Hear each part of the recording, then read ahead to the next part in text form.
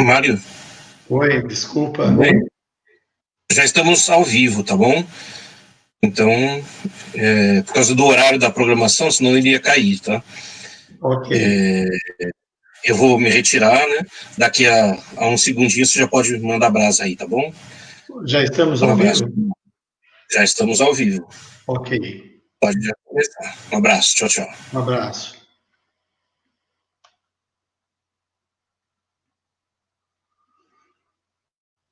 Olá, boa noite. Sejam todos bem-vindos. Desculpa, mas o computador dá problemas técnicos. Agradeço aí ao Alexandre pela força, pelas orientações. Agradeço a Tânia Moretti pelo convite. É uma alegria estar com vocês no Centro Espírita Fraternidade de Luz. Sejam todos bem-vindos. Hoje nós vamos falar sobre reencarnação, sobre programa reencarnatório. Como você pediu para reencarnar? Não é algo que nós nos colocamos a pensar frequentemente, não é?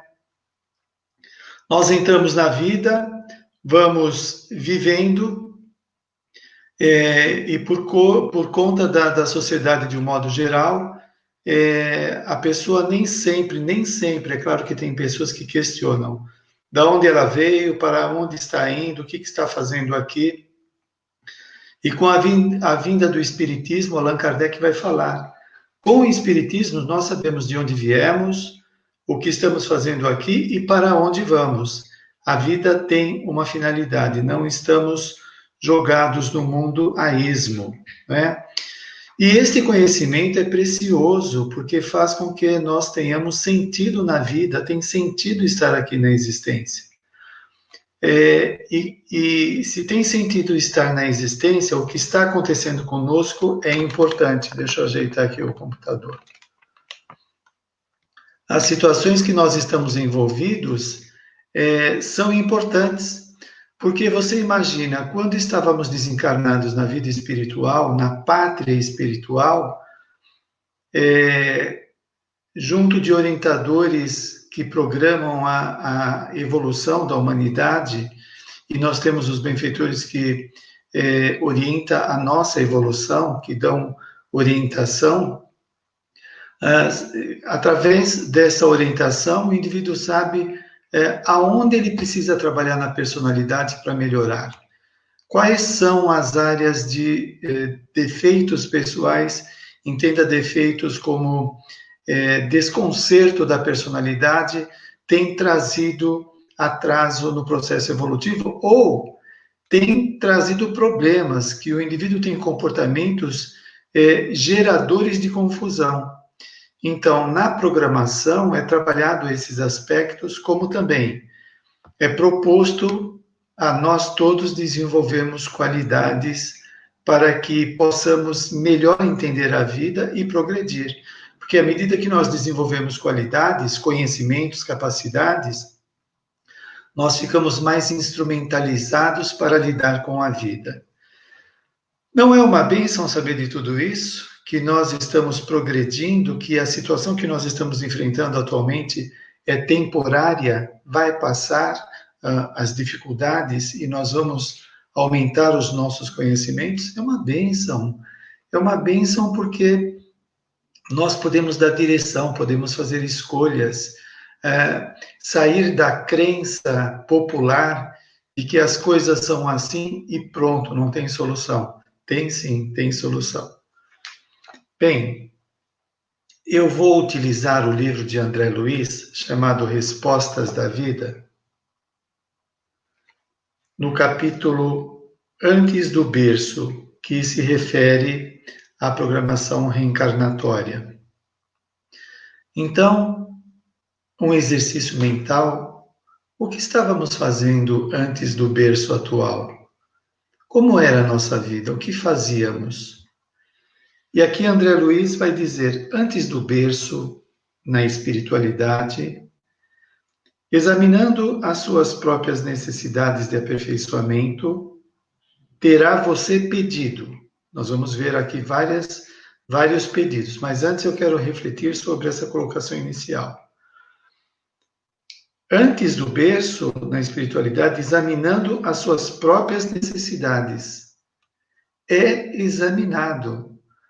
Às vezes a gente passa por uma situação difícil ou está num limite que a gente não consegue transpor, e aí vem as ideias de que nós estamos injustamente na situação que nos encontramos, que houve um erro de programação reencarnatória, que nós somos vítimas da situação, vítima.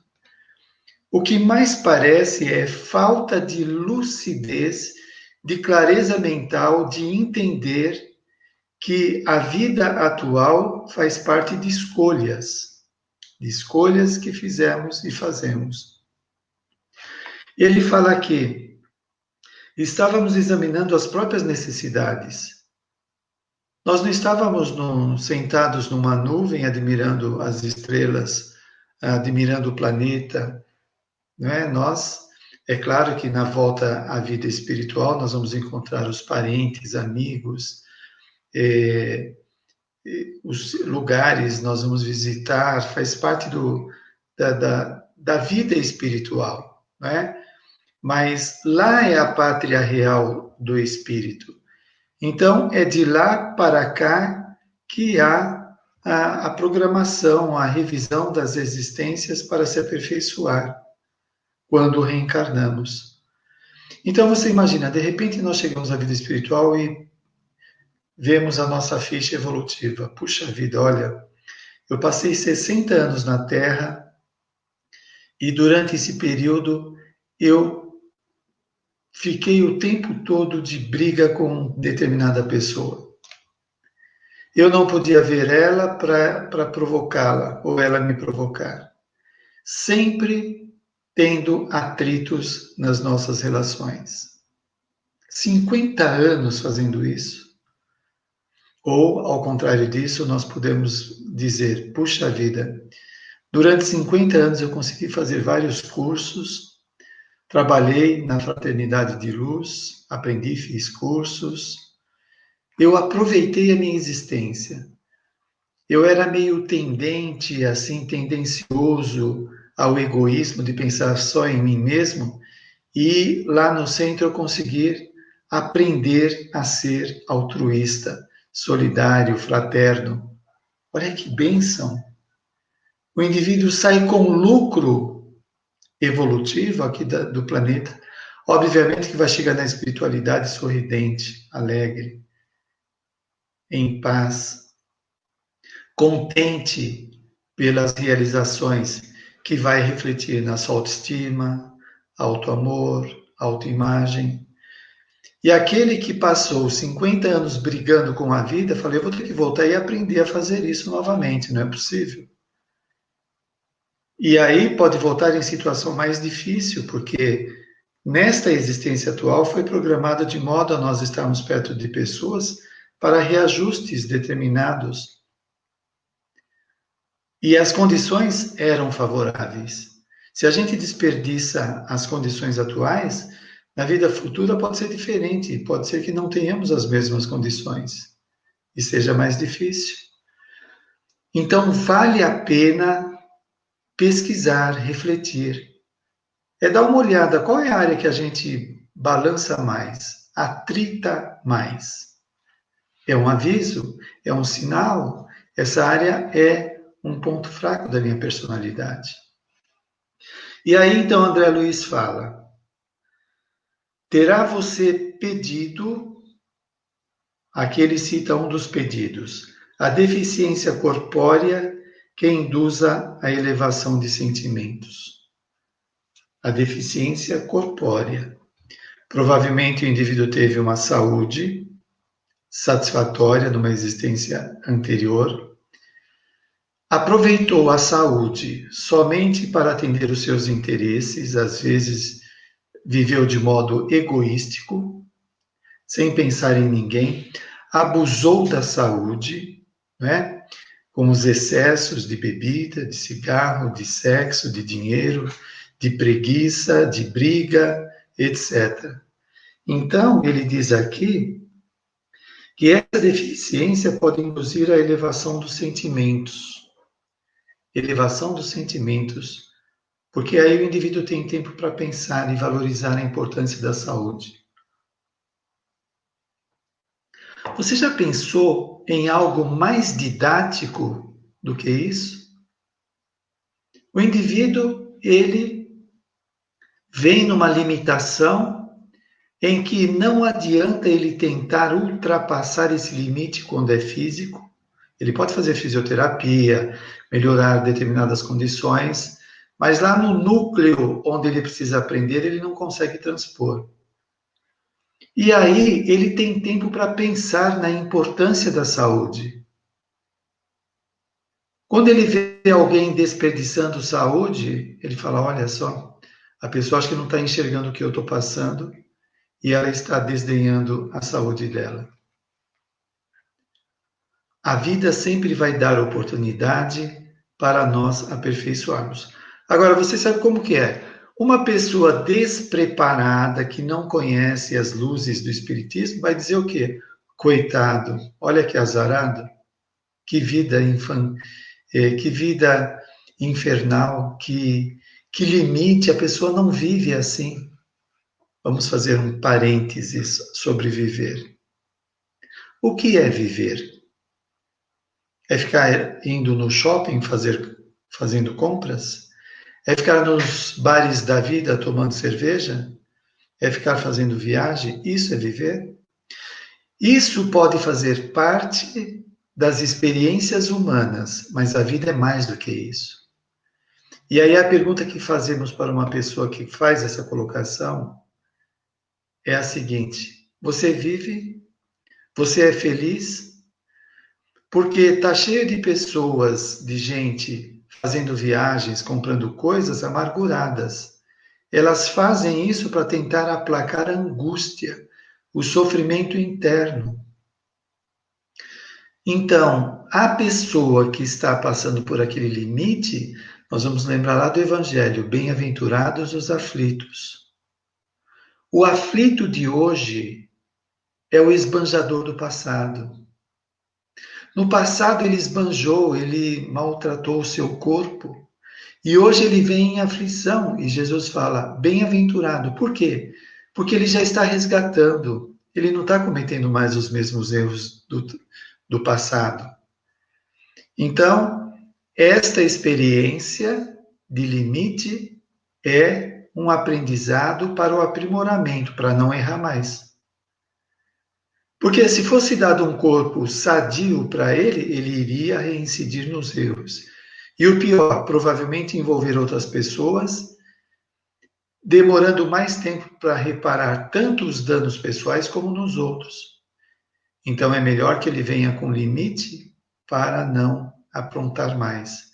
E aí lembramos de Jesus, se a tua mão te serve de escândalo, arranca de forma figurativa.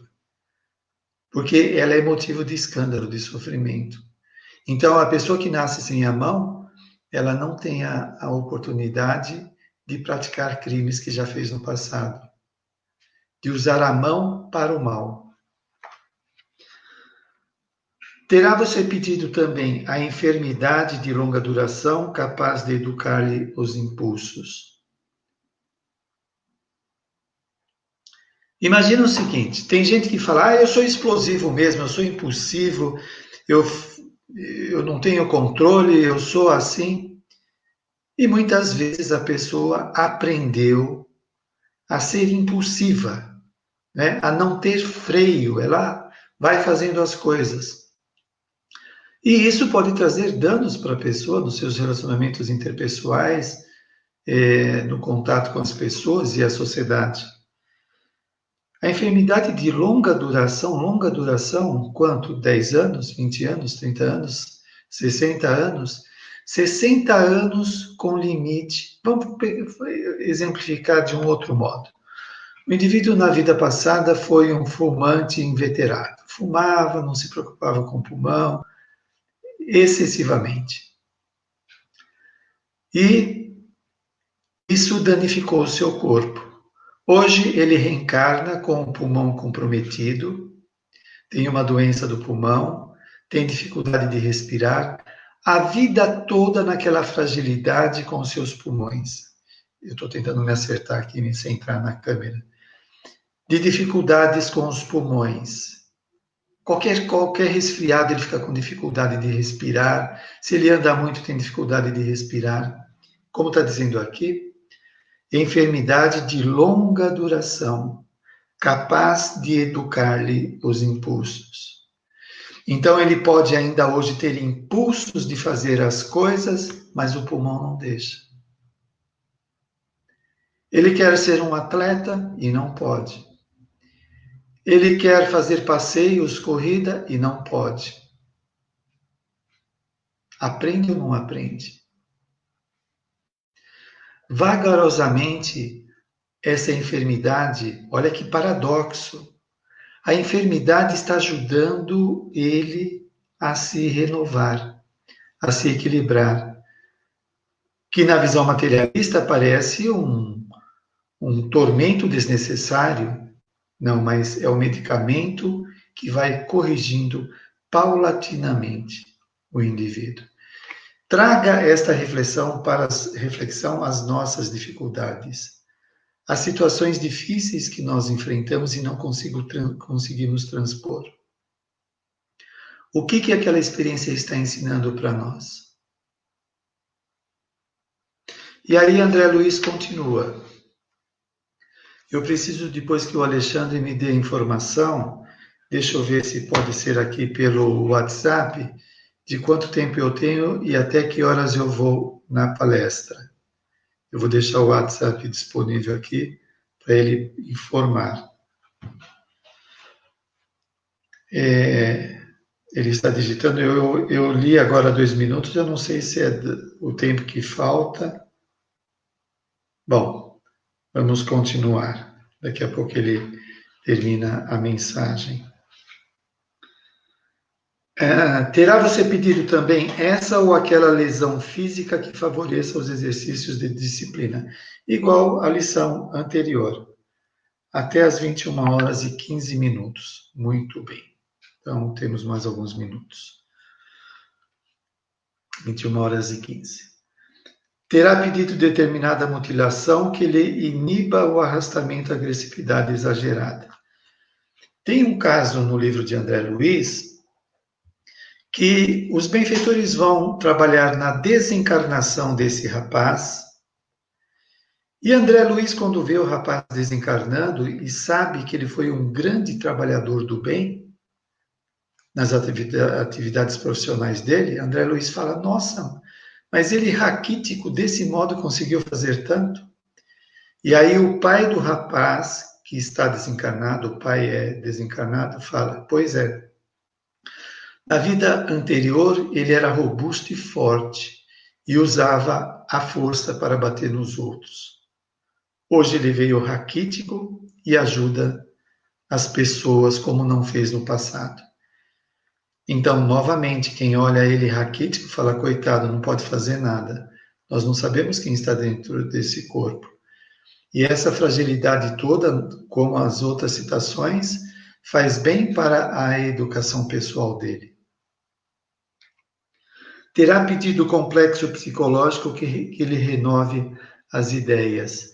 Por exemplo, você pega um indivíduo que ele se acha poderoso demais, melhor do que os outros, pisa nas pessoas, maltrata, tem um autoconceito muito elevado de si mesmo e usa isso para humilhar. Ao desencarnar, ele pode sofrer grandes decepções do equívoco que ele cometeu e se autoacusar, autorrecriminar pelos erros cometidos, quando ele se dá conta da vida, do esplendor da vida espiritual, que ele estava na Terra apenas como um aluno da vida para aprender e ele se achava melhor do que os outros. Ele pode, então, desenvolver um sentimento de inferioridade e reencarnar se sentindo menos importante que os outros. Inferior, por mais que ele faça as coisas, ele se sente inferior às pessoas. Esse complexo psicológico vai ajudar a renovar as ideias. a pensar em outros valores. Porque, veja bem, quando a pessoa está de posse de determinadas situações e a situação é confortável, ela não tem tempo para pensar em outras coisas senão aos seus interesses. Nesse caso, que o indivíduo nasce com um complexo psicológico, ele tem todo o tempo do mundo para pensar em outros valores. Na vida passada, ele dava importância para o valor dinheiro, o valor beleza, o valor poder, etc. Ele cultivava isso. E tudo isso que ele cultivou levou ele para o buraco. Agora, nesse complexo de inferioridade, ele se sente, por mais que ele faça, ele se sente diferente dos outros, inferior, menos importante. E aí ele tem tempo para pensar em outras qualidades. Bom, eu não sou tão importante, segundo o conflito dele, isso depois vai mudar. Mas eu sou uma pessoa generosa. Ou ele avalia outras pessoas, nossa, meu pai é tão prestativo, é tão amigo. Ele começa a ver valores que ele não via antes. E ele vai aprender a mexer nos seus próprios valores com essa experiência.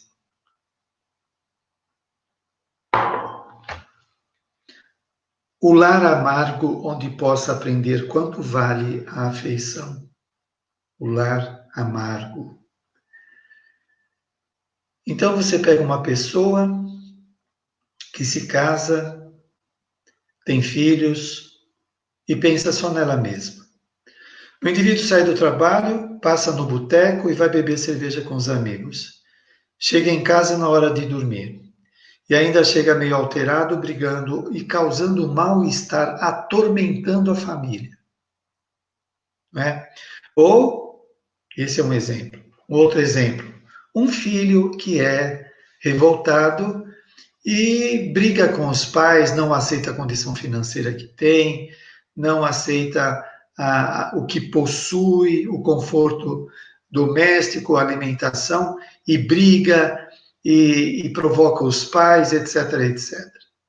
Então, são pessoas que têm um lar, que dá segurança, que ajuda na melhoria da personalidade, desvaloriza e volta numa situação onde não tem uma viva alma para se condoer dela. Como há muitos casos, né? E muitas vivem sozinhas em orfanatos, etc., amargurados de não ter familiares e, às vezes, de ter pessoas rudes ao seu lado, etc. Mas aqui fala do lar amargo. Também, né? Segundo o que estamos refletindo.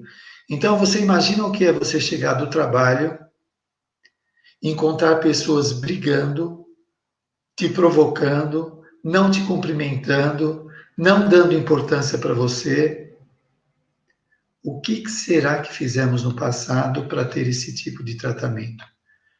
Provavelmente essas pessoas que agora brigam com a gente ou não nos suportam, foram aquelas que nós jogamos para fora do lar, que desprezamos, não demos importância. Também nos preocupávamos mais com as nossas coisas do que o grupo familiar. E hoje tem um lar amargo, difícil de tragar. O traço de prova que lhe impõe obstáculos no grupo social a fim de esquecer inquietações ou tumor de orgulho. Olha só, o traço de prova que lhe impõe obstáculos no grupo social. A pessoa não consegue interagir, não consegue se enturmar. Então, nós vemos muitas vezes pessoas que ficam enfurnadas nos seus quartos, na sala, não saem de casa para nada, tudo gira em torno da casa. Quando sai a um sacrifício, se sente julgado, se sente perseguido pelas pessoas, comparado, aí vem as neuras, né? Então, por mais que ele esteja numa sociedade de alguma forma desenvolvida em termos de comunicação, os avanços que estamos tendo nesse século, a pessoa não desfruta disso. ela fica isolada, porque ela tem impedimentos internos, que são os reflexos lá do passado, aquelas coisas que ficaram dentro dele como impedimentos, como dificuldades que ele não consegue transpor.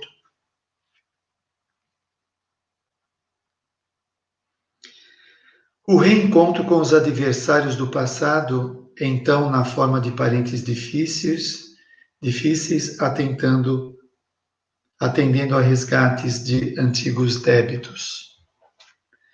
E olha, é interessante, né?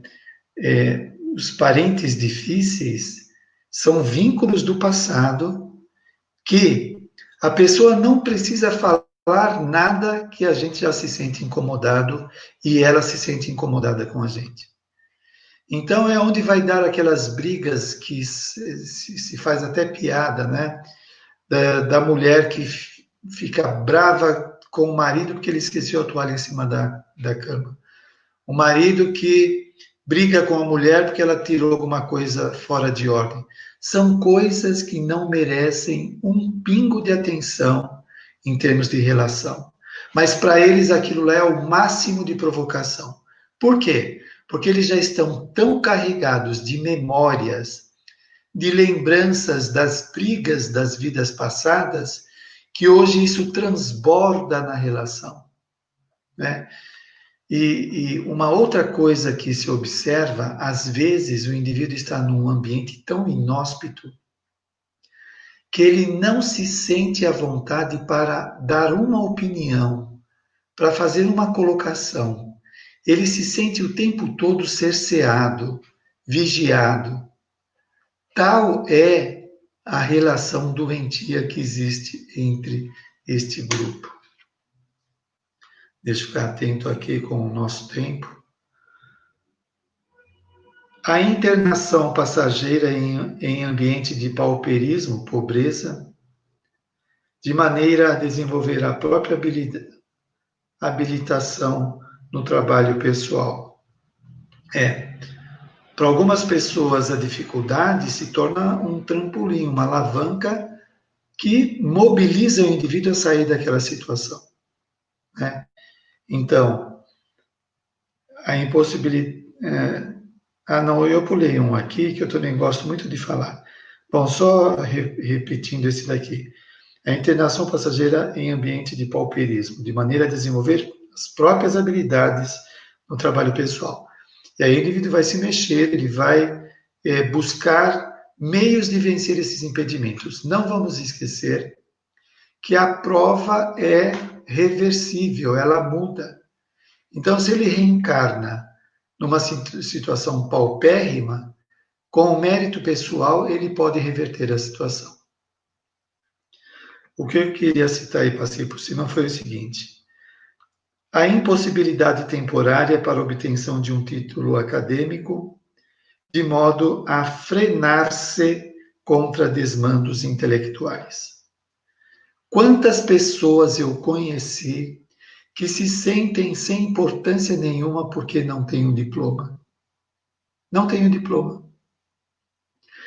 E elas julgam que isso é porque elas não têm capacidade, porque não são importantes, né?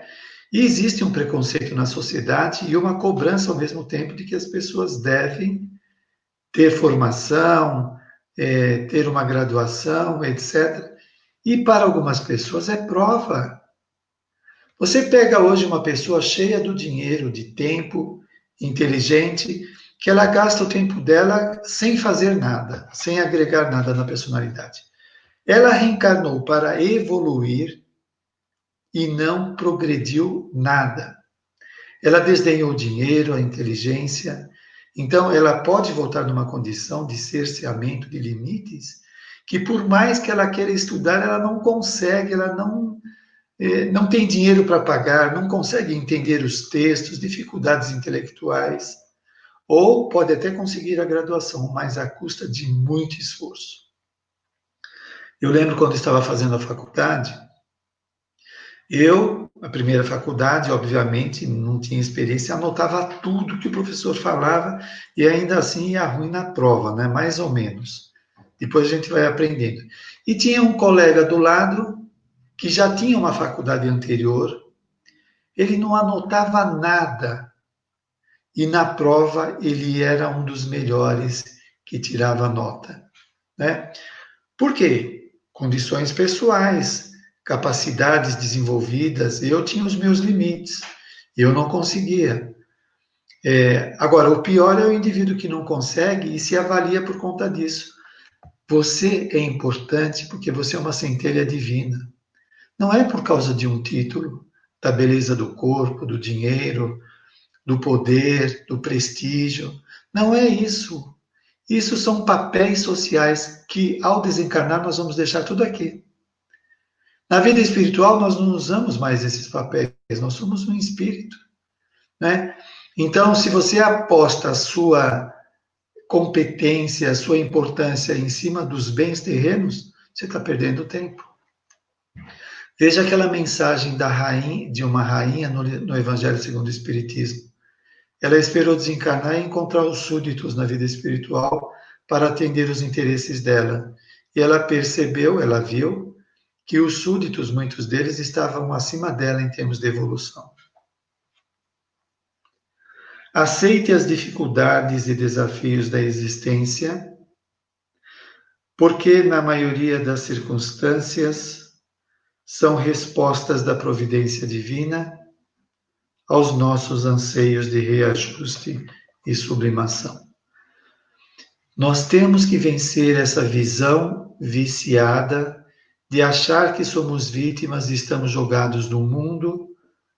É interessante porque quando nós estamos passando a prova, nós temos a impressão que não é uma prova, que é uma coisa fortuita, é casual. Nós estamos nessa dificuldade por um problema social, que nem muitos dizem agora, é um problema só social, a pandemia. Será que não tem resgate atrás disso? Será que não tem aprendizado? Então, nós achamos que as nossas experiências são casuais, acontece. Eu trabalho com um empregador difícil, eu tenho um filho rebelde, mas isso acontece com qualquer um. Não, é ligação, é vínculo, é um programa de melhoria pessoal. Está aqui, olha. Aceite as dificuldades e desafios da existência, porque na maioria das circunstâncias são respostas da divina bondade para o nosso reajuste. São condições de melhoria. Não é passar por passar. Passar por passar. Eu vou engolir esse sapo, já engoli tanto, não tem nenhum problema. Espera aí, às vezes, quando nós engolimos sapo, nós estamos aprendendo a calar, a não debater de forma histérica, né? Inútil, essa é a melhor palavra. Uma discussão inútil. Às vezes, na vida, a gente engole sapo, outras vezes o outro engole sapo. Nós não precisamos ter certeza o tempo todo, não precisamos acertar todas. Nós temos que aprender a viver. Tem discussões que são desnecessárias, não vale a pena, né? Tem momentos que alguma pessoa fala alguma coisa, você ficar quieto é mais lucrativo do que discutir, perder energia, ser obsediado, ficar com dor de cabeça. Você quer ficar com dor de cabeça ou quer ficar bem? Nós temos que optar. Tem gente que briga por qualquer coisa estoura e faz um escarcéu, e eu não levo desaforo para casa, eu não aceito. É mais orgulho, mais vaidade do que outra coisa. E essa pessoa não leva desaforo para casa, mas leva dor de cabeça, leva gastrite, leva dores no corpo, leva obsessão, porque ela cisma de brigar com o mundo inteiro. Nós temos que desenvolver a sabedoria. Os anos de vivência vai nos aperfeiçoando. Os benfeitores falam de amor, Jesus falou do perdão. Não tem outro caminho, é o perdão. Não adianta querer bater de frente com outra pessoa, carregar uma mágoa, revidar. Não vai resolver, não tem jeito, é o perdão. Jesus propôs e não tem saída. Então, é vencer o orgulho, a vaidade, é aprender a abrir mão para melhorar. Porque, gente, nós estamos numa condição social muito diversa. Tem pessoas num degradê, um degradê que você pega do mais doente ao mais equilibrado.